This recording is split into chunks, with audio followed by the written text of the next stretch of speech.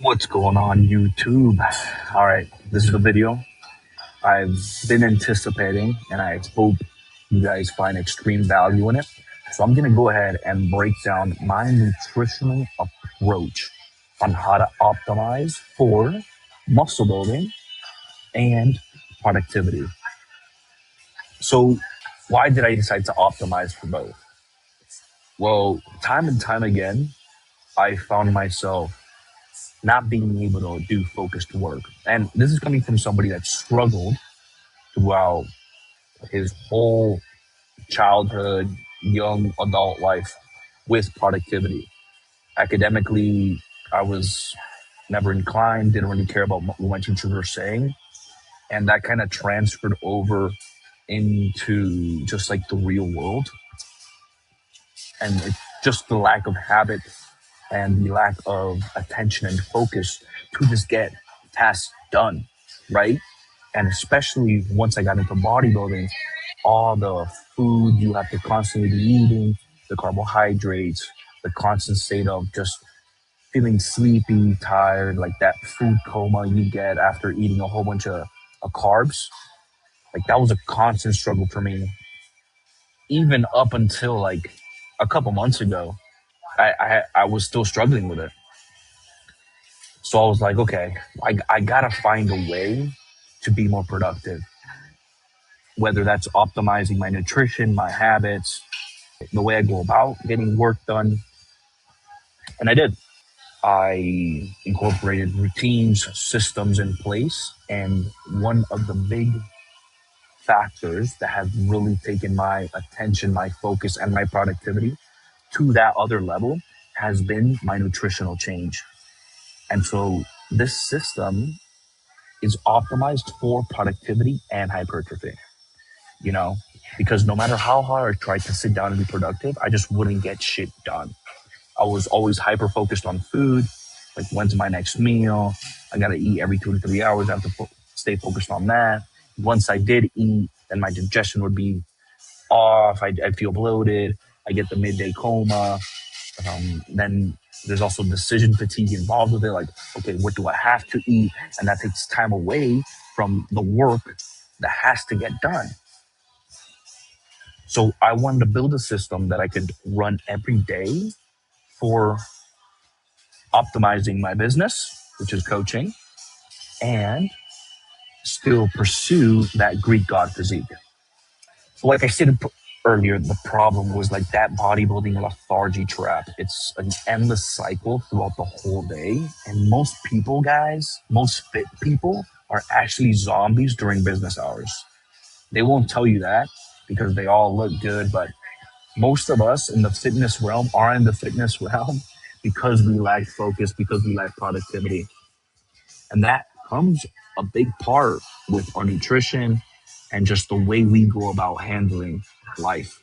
So every time you have carbohydrates, there's an insulin spike, right? Glucose, which is our main energy source, eventually gets transformed or just broken down into its simplest molecule, which is basically sugar. That sugar causes an insulin spike, and that is what leads to constant brain fog. So if you have carbohydrates in every single meal, as most bodybuilders do, like, damn, it's going to be really hard to get any type of productive work done, especially the heavier you get and the further along you are into your bodybuilding endeavors or just physique development in general. And I came to a realization where, like, okay, now this is becoming a problem to where I'm not being able to get tasks done and it's costing me money. It's costing me coursework where I'm not being able to fulfill for my clients or lack of. And that's something I just couldn't stand anymore because your diet shouldn't be a tax on your output. It should be a performance multiplier, especially if you're eating whole foods and strategically placing your carbs throughout the day. Then it could be a benefit instead of almost taking away from you. So the morning output window. So this is probably where I've found that I get the most productive amount of work done. Okay. So what does the science say behind this this methodology, right? About fasting, not eating carbs. There is a neuropeptide called orexin A. Orexin A drives wakefulness and motivation. Carbs suppress that. So what we want to do, especially in the mornings, is increase orexin A. That way, our motivation and our energy stays flat and consistent the whole morning for those deep hours of work. Let's say you go to your 9 to 5, right? Since the moment you wake up, you shouldn't like be eating until 11, 12, even your lunch break. Just go based off coffee. I do nicotine gum as well to increase focus, suppress appetite. So coffee in combination with nicotine is a perfect combination to get you through that fasted morning and really optimize your deep work block. Now, there is another mechanism involved, and it's called brain deprived neurotrophic factor, BDNF. And that's basically Miracle-Gro for your brain. If you don't know what Miracle-Gro, it's basically plant food. So this only spikes when you're in a fasted state, and it helps you learn and just be mentally sharp.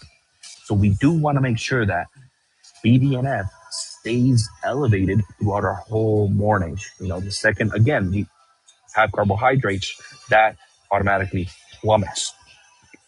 And then let's go back to like that food coma I was talking about. That actually has a scientific name, and it's called postprandial somnolence. That's that food coma you feel after eating a big ass meal. So what happens is that insulin spikes, leading to serotonin increase. Serotonin, as most of you well known, is like your happy hormone. But what most of you probably don't know is that it's actually a precursor to melatonin. It promotes a better mental mood, but it also puts you in a relaxed state, which is something we're trying to avoid, especially in the morning when we're trying to increase our outputs. So again, postprandial somnolence, that is that food coma that that is caused by the insulin spike and increase in serotonin, which we want to avoid so we can stay in our most productive state during those morning fasted hours. So when do we actually get to eat these delicious carbohydrates, right? So there's something in bodybuilding called the anabolic window. Now there's a lot of controversy whether the anabolic window is proven by science. They're still going back and forth on it. I personally believe it is fact just because it makes sense. So carbohydrates, like I said earlier, is the body's main source of energy. So when we do need energy in order to maximize our performance in the gym, that's where we want to structure, right? We want to make sure we eat carbohydrates prior to going to the gym, while we're in the gym, and after the gym, right? To really maximize performance output, hypertrophy, pumps, recovery. Carbohydrates help in all those things. So carbohydrates are not a bad thing. We're just trying to optimize both for productivity and hypertrophy. So there is something called GLUT4 translocation. And then during your lifts, your muscles are going to pull glucose without needing the use of insulin. This is the only time carbs are the primary fuel with about zero cognitive cost. And over time, as you continue to stay on this diet, you are going to maximize insulin sensitivity. So within that workout window, and when you're lifting, your muscles are almost going to be like a sponge, absorbing all those carbohydrates, and the pumps you're going to start feeling in the gym, all fucking vascular and shit. Your arms are basically going to look like two giant shows ready to hit a double bicep. So again, the protocol, we want to make sure we're carb loading pre, intra, and post workout. That way, every little gram of carbohydrate, which eventually turns into sugar, is used for muscle growth instead of it getting allocated to the fat cells, which usually happens when we have carbohydrates in every meal, because right after every meal, we're not really doing physical activity. So let's maximize that output and only have carbohydrates when we do need them, right? So an example, you would want to eat about 60 to 100 grams of carbs. Again, this all depends on your body weight, your goals, where you're trying to get to. But just to give you an example, 60 to 100 grams of carbs 90 minutes before your workout, and then about 80 to 100 grams of carbs post workout. And if you do train intensely or just are at the gym for an extended period of time, over an hour and 30, you want to make sure you do have simple sugars during your workout. That, with combination with some essential amino acids, goes great. That way you also spike muscle protein synthesis, starting that recovery process. So like a simple sugar would be maybe like a Gatorade powder or dextrose or cyclodextrin. Any of those simple sugars do just well. Proteins and fats. Okay. So all we really need to do in every other meal is just make sure we have some type of high quality protein, because there is a specific amino acid in protein called leucine, which it's the switch for muscle growth. And it does that through the mTOR pathway. And then mTOR drives muscle protein synthesis, cell growth, and it also inhibits autophagy, which is cell cleaning. So it's very beneficial, but based off the long-term literature, a little caveat I want to throw there, you actually, for longevity purposes, you don't want mTOR to be extremely elevated. But that's the trade-off, right? If you want to be super jacked and maybe not live for 100 years, or live for 100 years and be a skinny bitch. That's kind of your trade-off, right? So again, you don't need carbs to stay anabolic. Anabolic just means in muscle protein building mode. You need leucine signaling. And again, leucine is that vital branch chain amino acid, which is in a lot of high quality protein sources. So once we take out carbs and all we're left with is proteins and fats and those other meals, what we're doing is we are actually maintaining our blood sugar flat. Again, carbohydrates spike that through insulin.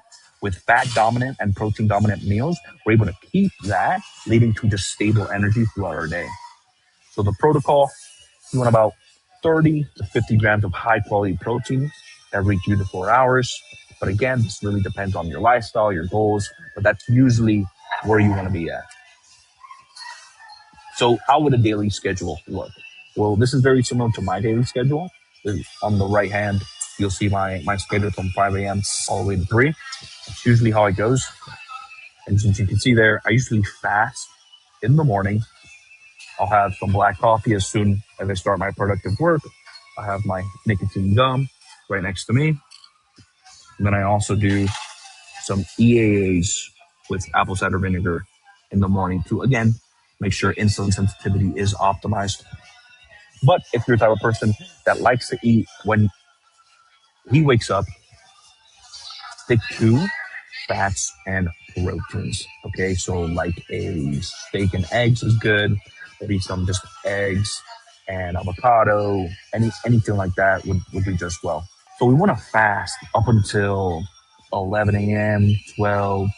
Once we get there, we want to break that fast with some of the examples I just said. And what it allows us to do, or it's allowed me to do, is get food, take a little, 30-minute rest, and I still feel mentally sharp to go into my second block of work and be fully productive and get locked in. If I were to eat like a big ass breakfast with carbohydrates after my first block, I'd probably get tired, lethargic, and want to take a nap at 1 p.m., not being able to get that second block of work done. So that's what it allows me to do. So I don't have carbs until about meal 3, which is my pre-workout meal.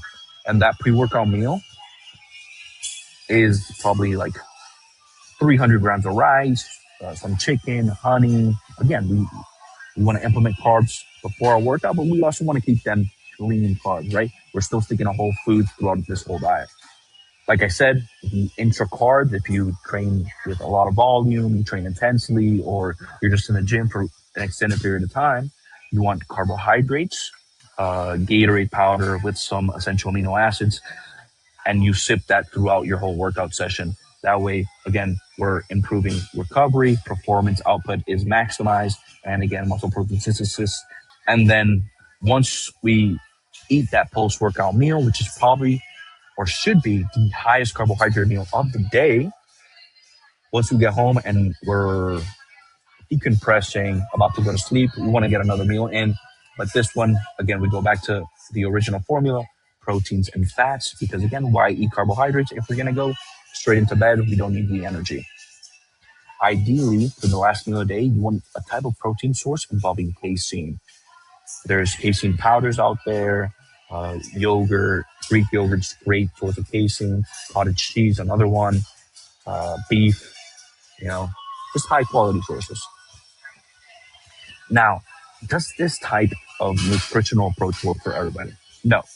I could see where if you train early in the morning, this type of nutritional approach could actually be deleterious to your results, just because some people don't perform well in the morning without carbohydrates, which is perfectly fine. Not everybody has the same level of adaptation. You might be able to wake up, eat a bowl of oatmeal and cereal and get to work and have no issues with productivity. So it really just depends on you and your lifestyle. But if you are trying to optimize both, let's say you do work out in the morning, just flip it around. Have your carbohydrates in the morning and then just stick to proteins and fats later throughout the day when you don't need them, right? Just structure your carbohydrates and then you're going to work out. That's basically the end point we're trying to get here, right? What this really works well for are high performers, entrepreneurs, and just individuals looking to maximize outputs in both physique development and work productivity. Okay, so what did I do for you guys? I wanted to make this process as easy as possible to implement. So I made a grocery list and a meal plan. I'm going to walk you through it. Boom. Boom. Let's take it there. This is the meal plan. There's 3 variations. There's a beef and chicken rotation. There's a turkey and salmon and steak and fish.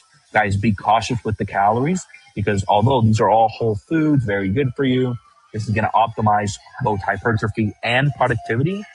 Remember, at the end of the day, calories in, calories out. The law of thermodynamics applies to everybody. So if 3,200 calories seems excessive to you, maybe just lower the amounts in per meal. Or if 3,200 calories seems a little low to you, just increase the amounts. Usually what you want to do is either increase the carbohydrates or the fats. You always want to be I like always overshooting on the protein. I like going 1.2 to 1.5 grams of protein per body weight. And then everything else, just fill in the rest with if you're a more fat-oriented person or you like carbohydrates better, okay? But yeah, that meal plan is going to be in the description below, and then the grocery list for you to know exactly what you get. I gave you a whole bunch of variations. That way you can mix and match. Again, foods you should be focusing on in the morning, carbohydrates for optimal performance in the gym, and then high-quality protein sources. And usually what you want to cook with in terms of oils and seasoning, salts, stuff like that. All right. Well, that is it from me, guys. I hope you got plenty of value. The grocery list and the meal plan are going to be down below. If you're new to the YouTube channel, boys, I want to give as much value as possible to you guys. It would do me a great honor if you would subscribe, like the video, share it to the world, and again, use those resources link and share it to everybody and tell them you got them from me and put them on my game, put them on my free value, because we got plenty of more. And again, world domination, we're coming after it. Get it.